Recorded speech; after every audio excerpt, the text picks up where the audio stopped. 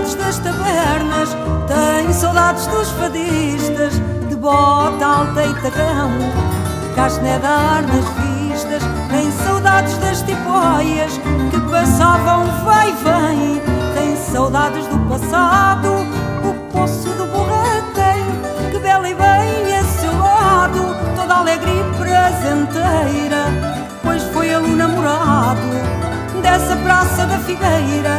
Até lhe secou a água de desgostos, vejam bem, ao tirarem a figueira ao poço do Borratem. Lá está triste mas teimoso, velhinho tal como era, conservando o ar que tinha quando vivia à espera.